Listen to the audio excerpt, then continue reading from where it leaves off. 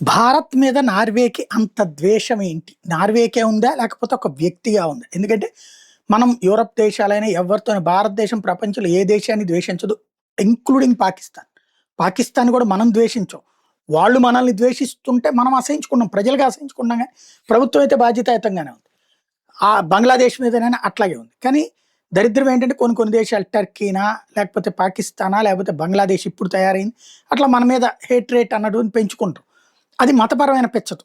మరి నార్వేకి పుట్టింది ఏం బుద్ధో తెలియలేదు గానీ, ఇప్పుడు ఎపిస్టన్ ఫైల్స్‌లో బయటపడినటువంటిది నార్వే డిప్లొమాట్ ఒకడట భారతదేశం గురించి చేసిన కామెంట్ ఏంటంటే ఆహ్, ఒక సేయింగ్ పెట్టి చెప్పాడట వీడు.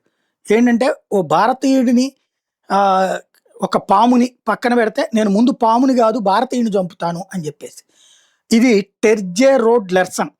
ఇతను ఇంటర్నేషనల్ పీస్ ఇన్‌స్టిట్యూట్‌కి ప్రెసిడెంట్. వీడు వాగిన వాగుడు ఈడు. ఇది. అంటే వీడు శాంతికి సంబంధించినటువంటి అంతర్జాతీయ సంఘానికి హెడ్డు. మళ్ళీ వీడు భారతదేశం గురించి కూసిన కోత ఇది. ఒక మెయిల్ వీడికి సంబంధించింది ఇప్పుడు బయటకొచ్చినప్పుడు, ఈ భారతదేశం గురించి వాడి కసి, నార్వేకి సంబంధించినటువంటి దౌత్యవేత్త కూడా వీడు, రాయబారి. వాడు వాగిన వాగుడు ఇప్పుడు చర్చకొచ్చిందనమాట.